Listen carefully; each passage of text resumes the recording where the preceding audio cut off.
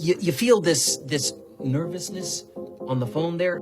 Sir, I've been trying to make an urgent phone call up there. Well, I don't think it's something I want to do on an overseas phone. You gotta make some phone calls. Hang up the phone. Prank caller. Prank caller. Ladies and gentlemen, welcome once again to Packernet After Dark. This is the call-in show of the Packernet Podcast Network. If you'd like to call in, if you'd like to participate in the show, please feel free to do so. The phone number here is 608-501-0718. New callers go directly to the front of the line. So, the plan is we're not going to skip calls. I'm going to try to get through all of them, even the older calls that were pre the game, because I know people get very upset about that. But what I am going to do is go in reverse. And we'll try to race as fast as we can to get all the way backward to the older calls. But I do want to start from the end. Just because I don't, for all I know, it may take so long with the older calls that we don't even get to the preseason game. And of course, that's what we should be talking about because the preseason happened. Which is why I skip calls, but everyone gets mad. So we'll try to do it this way. I think that's it. All right. Let's get started with Bruce. I'm feeling under the weather, man, but I cannot take a day off because I have to work every day, my coffee shop. But some thoughts on the preseason game. I think, first off, the Trey Smack under the lights is something. I used to be the kicker for our team, and the whole thing that they were doing, I know people made a joke of the way that you're supposed to place the ball. You don't want your kicker to have to change their mechanics. He's got the legs, he's got everything, and it's a matter of the other person setting up the ball the way he needs, like the whole laces out, you know what I mean, the Ace Ventura laces out thing that goes on, but seriously, like that piece of it, the long snapper to the holder, has to be exactly the same every time because the kicker's not going to change, and if they have to change anything last second or they see something off, they're going to try to change their kick. If you can have some consistency in terms of how the ball is placed and everything is done, he's going to be fine. I honestly was not as worried about Smack as most people are. I think he's going to do fine. He's probably going to be right around 85%. I think that's better. Great. He's not going to be a top kicker. I mean, he is a rookie. That's one takeaway. I think people need to relax on Smack. The other thing is that I just, Jair was the last person to start. Let me just pause on Smack. Obviously, I'm thrilled with how good of a job he did and everything. 2 times we've seen him under the lights, and he's been lights out. I will say my consistent thought here is that, number one, we can't look at the good and then ignore the bad and then say, well, see, the good kind of tells us everything or whatever, you know what I mean? Like, it's both have happened. So, if this was a season and he had 10 bad games and 2 good games, we wouldn't call that a success. And as far as the changing mechanics stuff, I completely understand that as a rational excuse for why things weren't going well, but that doesn't make somebody good at stuff. You know what I mean? It just means that maybe we don't know yet, but it definitely doesn't mean he's going to be good. I have no way of knowing that. I'm encouraged by how good of a job he did in this preseason game. But just like we shouldn't overreact to, Cisse having, according to PFF, a pretty good game, we shouldn't overreact to, I'm trying to think who had a bad day.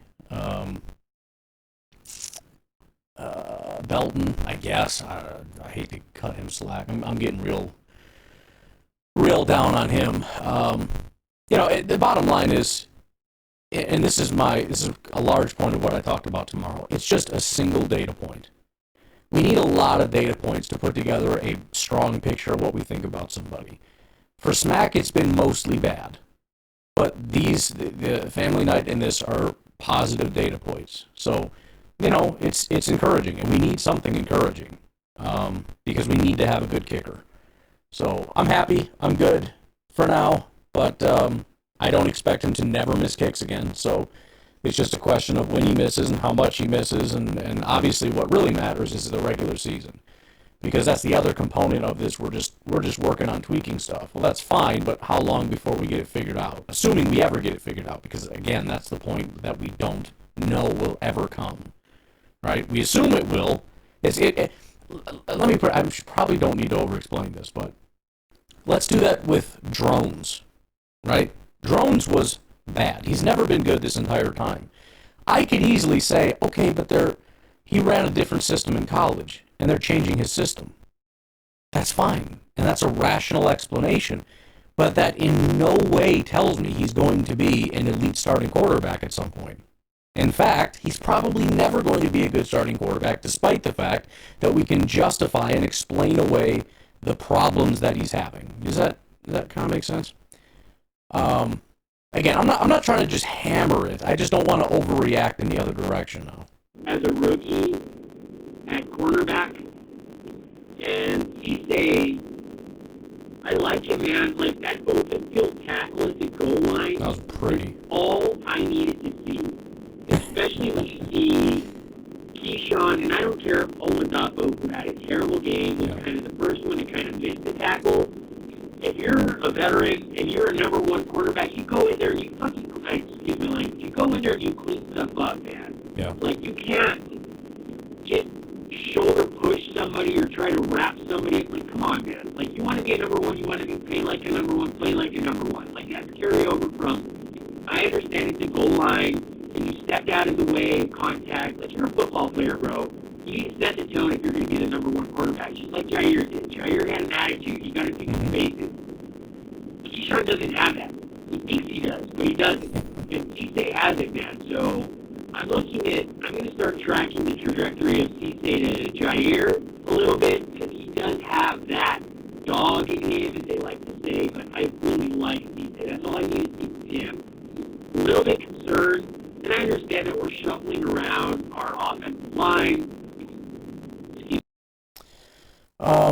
So you got cut off. You got a part 2 coming up. Again, as far as Cisse, definitely wouldn't say that's all I need to see. But I was encouraged by that. Especially since, I remember watching that. And in my mind, I'm thinking that 99.9% that's a touchdown. He's not making that play.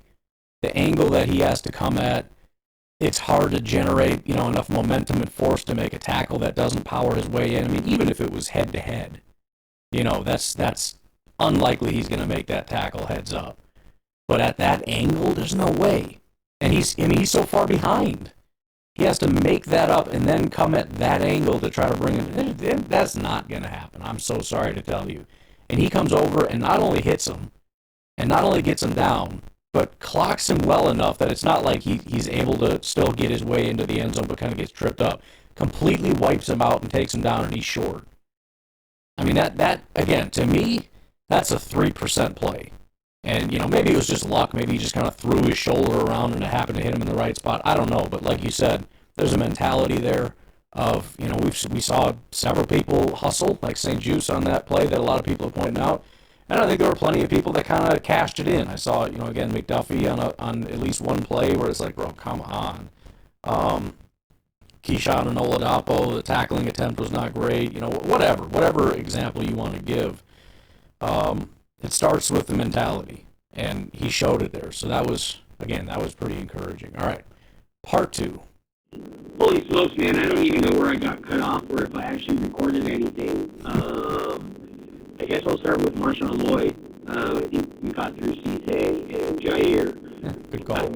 Sitting waiting for my daughter to get out of school, and I was calling, my phone went black, so I didn't know how much time I had. But offensive line wise, I don't know if it's the offensive line or if it's Lloyd's running style, but it's kind of the same issue, and I hope I'm not repeating myself in terms of Bach.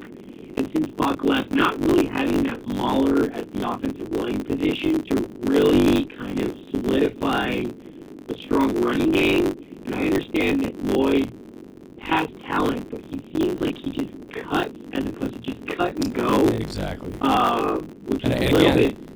Sorry. And again, that's where I kind of came up with that Dylan comparison. Like, we're all enamored with his ability to cut. Like, he's got real sharp cuts and all that. Like, that's cool. But that's not running. That's, it's kind of like, he's really good at, it's like Eddie Lacy's good with spinning. Like, well, that's cool.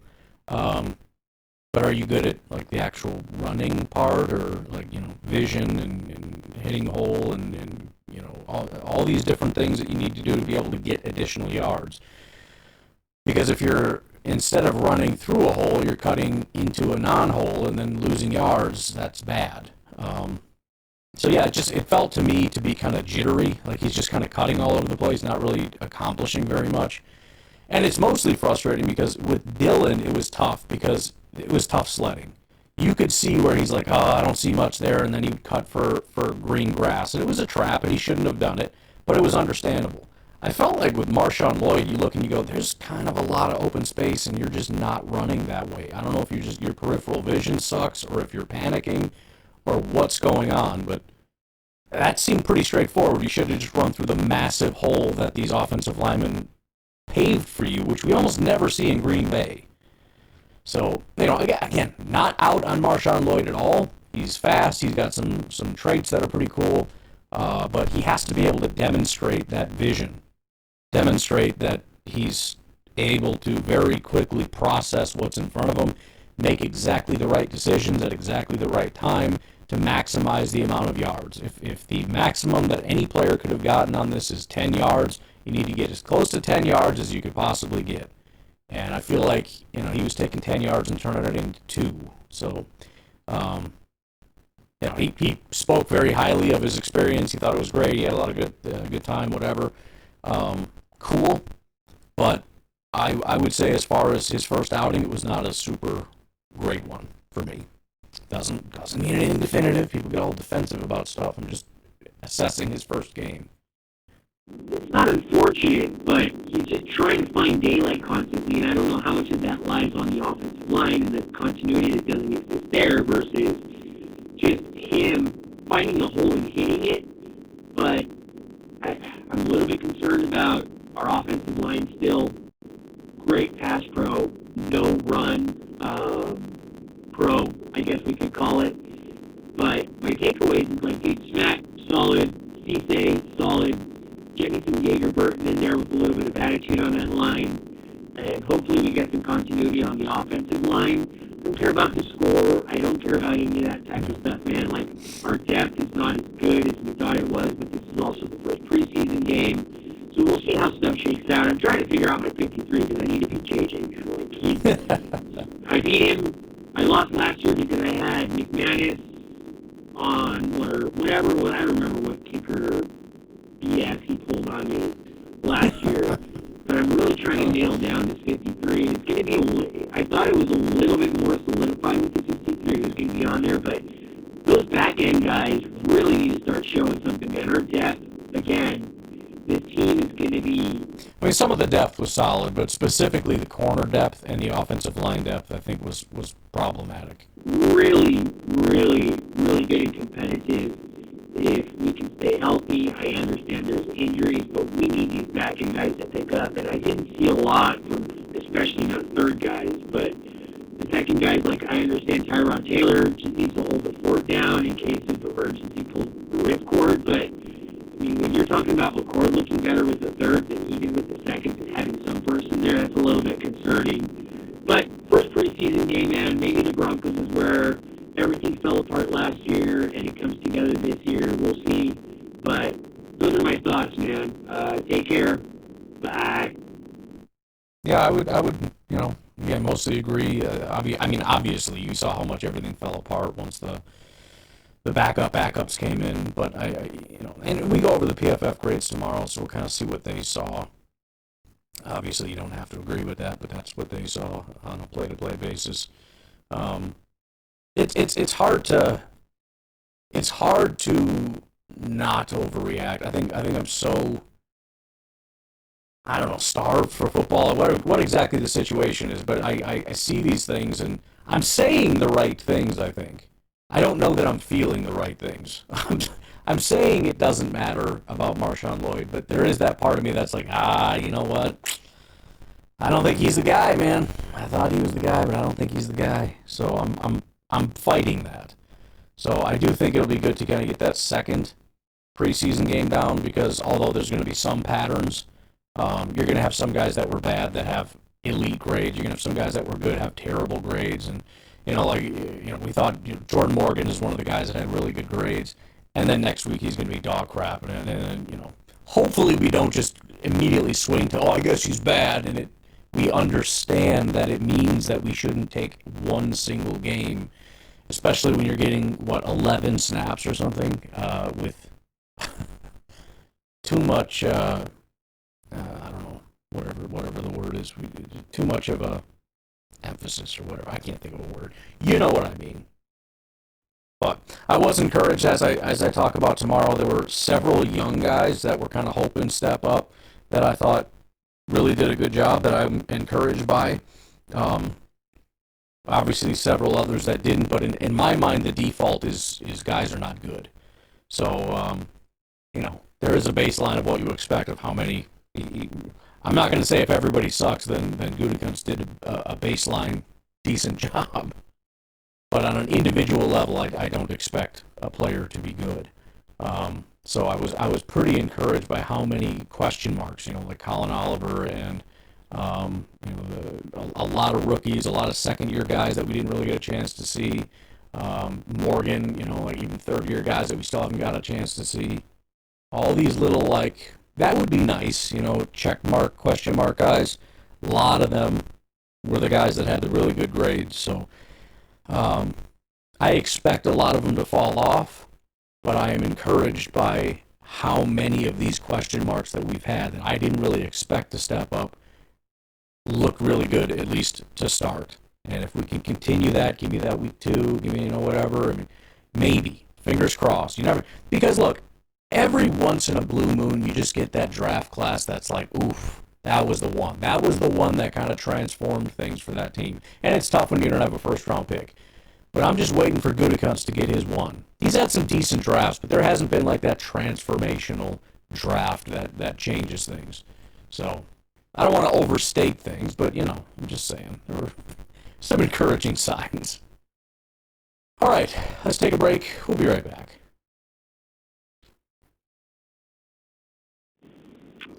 Hi, it's Liz. Football is back. Hello. Such a great time last night watching the first preseason game. I had this feeling of cheerful peace. I know it sounds kind of weird, but I was just smiling a mile wide that football is back on television. Oh yeah. So quick things about the game. I mean, we didn't get to see our starters for very long, so everybody looked fine. I'm glad, nobody that was out there got hurt. That all went smoothly. So that was the number one concern. Second thing, Mac, the football. So that was awesome. Really looked amazing. Our returners don't look bad. There's some little special teams stuff, but I didn't think it was the worst special teams performance we could have had. So we'll take that.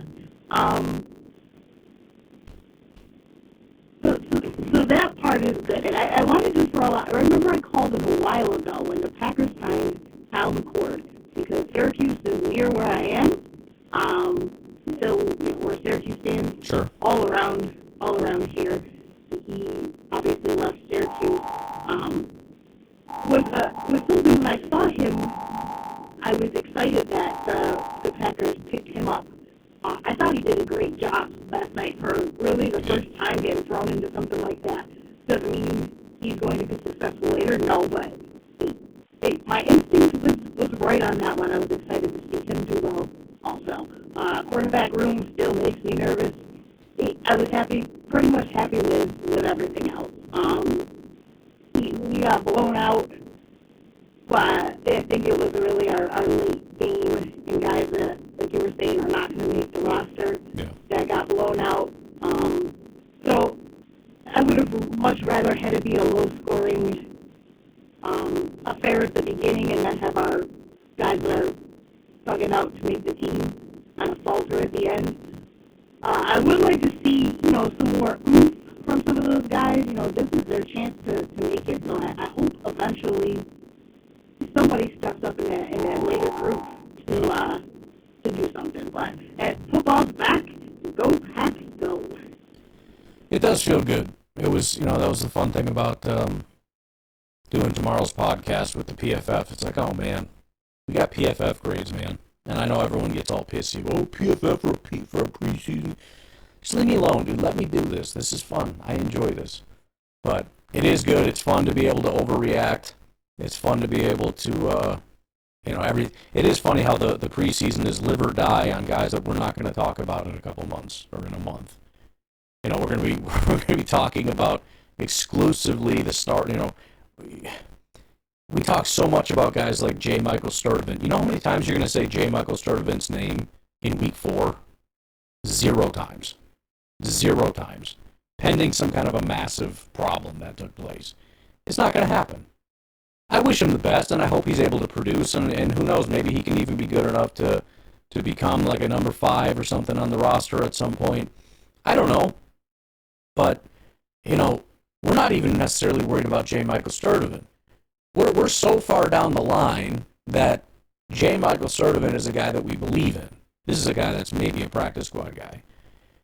We're worried about the guys beyond that, right? So even look at the offensive line, and there's questions on the offensive line, but the starters are not the question. Even the guys behind the starters, Donovan Jennings, had a great day. It's the guys behind those guys that we're talking about, like, I just don't know, like, I'm worried about this and that and that. Only at this is the only time this year that you're going to panic about this nonsense. It's almost like a little fake game that we play. It's all fake games that we play. All off season we do goofy stuff. I talk about this during the draft, how we pretend that we know stuff when it comes to the draft. And then the draft happens and we have to let that go because that was just a game. We're just playing a game where we do our mock drafts and we do all this nonsense, and it's all nonsense. And we have to let that go. And then the real draft is the reality, and we need to accept that as our reality. And it's just all that's how this works all the way down the line. So this is the time where we panic about guys that are not going to make the roster. We panic about the backup, the guys that are going to be on the practice squad. And then again, when the regular season comes, we're not going to be talking about Kyle McCord. Hopefully, we're not talking about Tyrod Taylor. It's Jordan Love, it's Christian Watson, it's Jaden Reed, it's Tucker Kraft, it's Lucas Van Ness, it's Sean Ryan, and it's Xavier McKinney. That's the Packers football team. So I'm not saying don't do it. This is what this time of year is for, and it is fun. But it is kind of funny how silly we all are. Brambo, what's going on? Hey, Brambo. Good to see you calling on the live last night. Yeah, it's good seeing you. Thanks for joining. Yeah, I don't know what to say about the game. It was a preseason game. Things look good. I guess we have the best kicker in the NFL now. Heck yeah. Right, guys? Can we get some calls about how great the kicker is now? Maybe 1 or 2. Anywho, gonna see Rodgers back, sitting on the sideline of a preseason game. That's tradition. Yeah, can't wait for next week. Go Pack. Well, yeah, that's the thing. Now we have a week to panic and overreact, and then also overreact to how great everybody else is, and then we get football again, and then we do it all over again, and then the guys that we thought were great, Smack's going to miss a kick, and then he's the worst kicker in the world, and he needs to be cut, and we should bring back McManus, and, Jordan's going to throw a pick, and it's going to be the absolute end of the world, and Jordan's not good, and maybe McCord should be our starting quarterback, and again, this is the game we play, and it's fun. It's a good time. But yeah, I appreciate you joining that stream. It's a good time. Again, my son loves that stuff, and we do it on Patreon because I want to do it for my patrons. But I mostly am doing the streams for my son. He loves that stuff. And he's been begging every second, every day. Are we doing live streams? Are we doing live streams this year? Are we doing live streams? Yeah, dude. Yeah, dude. So he appreciates you guys hanging out with him and chatting it up and, having a good time watching ball.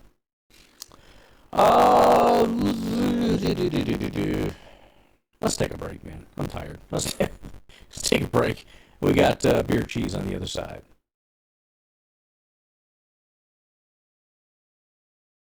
All right, this is part 2, trying to record with Beer Cheese Benny. I had already talked about quite a bit of this, but unfortunately the audio got all jacked up again. I'm glad I kind of caught it, but let's try Beer Cheese part 2. Sorry about that. Ryan, Beer Cheese Benny. Yo. So I watched, like, the first half of the preseason game last night. Saw the good parts. Honestly, I don't even know if we won or lost. I think we lost. I don't know. The only reason I know that is because my friend, it was like, I was texting him, and I was saying something about, like, oh, I'm glad the Packers are on because I don't have to watch the pathetic Brewers. I didn't see his text back until, like, I woke up in the middle of the night or whatever, or at 4, like, right before my alarm. And he was like, yeah, I hope the Brewers don't play as pathetic as the Packers did. And I'm like, oh, I missed a lot. So I didn't even check the score. But anyway, so it's not what I called in to talk about my text messages and shit. So from what I could gather from watching how much I did, Love looked like he was really in rhythm. O-line did a good job holding up. Marshawn Lloyd, man, he is just, man, if he can stay healthy, that is going to be really good. That is going to be super good for us, man. My take on this was that, you know, it's funny how, I mean, I guess there's 2 or 3 camps, however you want to look at it, but there is a lot of guys that we all agree had a good day. We're all excited about Trey Smack, Kyle McCord. There's guys that we agree had a bad day. Oladapo, Keyshawn Nixon, whatever. Belton probably. But then there's those guys where we see different things. And I think Marshawn Lloyd is one of those guys. The fan base seems to be split 50-50 on either he didn't have a very good day, like is my contention, Bruce's contention. But there's also a lot of people who are like, see that? That's what we've been talking about. That's that dude right there. So I PFF is kind of split. They were right down the middle, gave him like a 60 grade. So definitely see what you're talking about, see the athleticism, see all that stuff. There's no question about it. I think it was just kind of there were a couple decisions that I thought were, what are we doing? Looked super quick, and like it seemed like he could make a decision quick too, and the right decision, like with the cuts and finding the hole. I love it, and you know, honestly, dude, like I got a lot of faith in this offense, man. But defensively, dude, I gotta say, dude, I understand it's preseason, and like, you know, you're gonna have some on the opposite side of the field.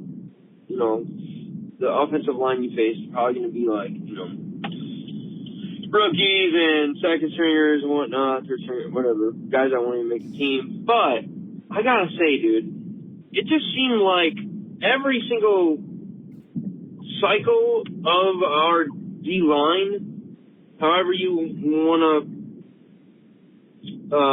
phrase that, cycle, or I guess string, first, second, third, whatever, they could get pressure. I mean, it just looks like. And that was kind of my takeaway on the defense, was the back end was problematic. You know, they were getting the ball out immediately to wide open guys. That shouldn't happen. And my panic was, this reminds me of Joe Barry. Now, again, it's preseason. They're goofing around, or maybe it's a weird way to put it, but I mean, they're just, they're spamming all the fun buttons, blitz and do this and do crazy stuff, whatever. They got time to figure that out, so we'll see. But the front, like you said, no matter who was in, the starters, the second string, third string, whatever, they were just getting after it. And there was a lot of blitzing, and I kind of go over that with the PFF. It's funny how, you know, like every linebacker, cornerback, safety, they all got like one attempt to blitz. He gave everybody, you know, sometimes 2, sometimes 0, whatever, but it just felt like everybody was getting their one opportunity to get after the quarterback. So you could see where that would help as far as bringing consistent pressure. And you could also see how this makes Jonathan Gannon a pass rush guy, right? I mean, we're seeing that day one. Now, the back end is going to be the problem. Can you cover when you're doing all this stuff? And so far, the answer is absolutely not. But a lot of that was the backups. Cisse looked good. And my point on I'm getting away from what you're saying. I apologize, but real quick. My point on Nixon was he had a bad day. And I know nobody likes Nixon. I get that. But that is not emblematic of what we've seen from him from a day-to-day. It's just not. Even if he's not the greatest corner in the world, that would be a terrible day for Keyshawn if that was it. So, maybe the scheme change is going to be a problem for him. I don't know. I guess we'll find out. But I guess the point is if the back end, plus we got to remember the safeties are going to be McKinney and Evan Williams, which should be a massive upgrade. Not to mention Edgerrin Cooper was hardly out there. Zaire Franklin was hardly out there. So we didn't really get a good chance of seeing what the starters can do on a coverage standpoint. Maybe it's terrible, I don't know. But I agree, that front, the entire game, even when we were sucking down the stretch, it was just, I mean, I have not seen a defensive coordinator just... It was almost, you almost wanted to talk to Gannon and be like, bro, calm down. Like, what did that quarterback do to you, dude? Is he like talking to your wife, or what's happening to you? Like, this is a little intense, but I liked it. I didn't like the coverage, but the constant, and I'm still rambling, I apologize, but it wasn't just the guys on the outside or the blitzing or whatever. One of my favorite things was the interior. The interior did such, and again, all the guys, Ford, maybe a little bit Stackhouse, although he didn't grade out very well. McClellan, I'm blanking on the names, but Warren Brinson, the push on the interior so that the quarterback had nowhere to step up, that was consistent over and over and over. You're seeing the guys on the outside, but look on the interior. Where can the quarterback go? He can't step up. And it just felt like freaking kamikaze suicide drones out there or something, man. I mean, it was like, it didn't feel technically proficient or like it was very clean. They just looked like they were possessed and were acting psychotic, and they just got after it as fast as they possibly could. It was pin your ears back, kill that guy. It was fun, man. It really was. I mean, that was maybe the best thing about that game. I mean, Smack was great. Again, McCord, there were several things that were awesome, but the consistent aggression and successful aggression, at least from the front. Again, you could say it wasn't a success because the ball got completed down the field or whatever, but to push the button of I want to pressure the quarterback and to have it work, how many times do we see us try to bring pressure, whether it be with 4 or 5 or bringing extra blitzers, and they just don't get anywhere close. These quarterbacks were just constantly being got after. I don't know if he's like giving them crack cocaine on the sidelines or something, but that just felt different from everybody, and I appreciated it. Again, we got to figure out how to do the other part, but even the run defense, it was, I don't know, man, it was encouraging. Let's leave it at that. I love Zaire Franklin, and I mean, there's just a lot of younger guys that are showing real promise, man. And it was cool that Brenton Cox got that sack. He looked great. I like the defense, man. I think he was credited with like 2 to 3 pressures or something. And I'm like, that's impossible. He had 9. He was in the quarterback's face the entire game. Brenton Cox was a freak. Our D-line is very improved. And as long as the corners don't kind of blow everything, I think we're going to be pretty awesome, especially when Micah comes back. Yeah. Yeah, I mean, again, who knows? Maybe next week our D-line sucks, and week 1 our D-line sucks. But that, as far as just encouraging, it was encouraging. It was a lot of fun to watch. Yeah, I loved it. Especially, again, the interior. I mean, these are a bunch of guys that are all question marks. I think we've struggled with the interior pressure, at least over the last several years, has been one of the problems is the pass rush as the quarterbacks can step up and out, step up and out, step up and out. These guys always had to step back. They're stepping back and breaking to the outside, which, if they can get away or whatever, but the disruption was constant. So now we just got to figure out how to get these guys down because, obviously I'm thinking Caleb, this is going to be, that's his favorite thing. Please force me to break the pocket so I can play backyard football and find somebody down the field. But we'll give him time to get that figured out. Hey, Ryan, Beer Cheese Benny calling back in.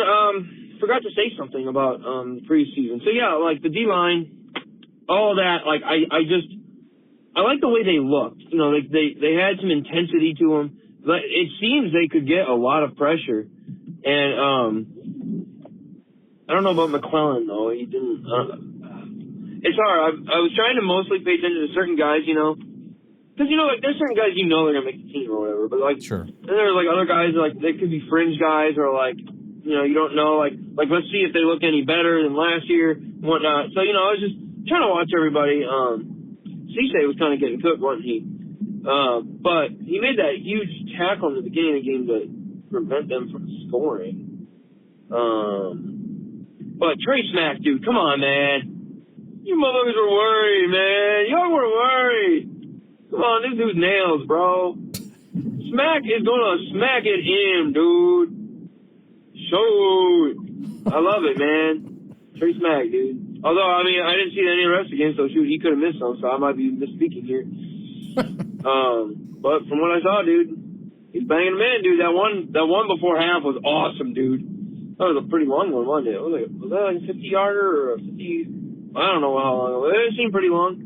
I can't remember. But anyways, yeah, go Pack go. I'm excited that we're kind of in the swing of things here, and it's getting closer, and I'm really happy, dude. It's great, dude. Gotta get there. Gotta get that first game, Be my first game, Packers game in North Carolina, so yesterday was my first preseason game in North Carolina, so that's cool. And I don't actually think I'm able to go to that Tampa game that I was telling you that I was going to go to because my wife's friend is getting married in October, and we got to go back up to Wisconsin. So I think she's getting married in Green Bay too. So shoot, that would be kind of cool actually because the wedding's like that Saturday, I think, and we play Tampa on that Sunday. So like maybe I can go to like Stadium View and watch the freaking Packers game, dude. Oh my gosh, dude, that'd be awesome. I've always wanted to go to like Stadium View or like one of those Packers bars, like one of those bars in Green Bay right next to the Lambeau and watch a game. That'd be sweet. I might actually have to do that for real.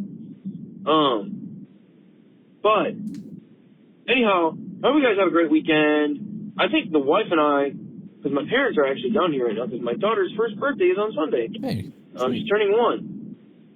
Fast, huh? We're gonna go get massages, and then we're gonna go and find some kind of random new restaurant and try it out. So, anyways, go Pack go. Have a great weekend. Cool, bro. Sounds fun. Glad to hear things are good, and happy birthday to the little one. That was fast. Obviously, I remember when you were just talking about having a baby and whatnot. Time flies, bro. Time flies. So, sounds fun. Glad things are going well. Team's looking good. All is good. Well, I think I'm gonna pack it in. Again, I'll keep going backwards, and we'll see where that ends up. Try to rip through, as many as we can. I'll try to honor my pledge to never ever skip a call. But anyways, y'all have a good night. I'll talk to you later.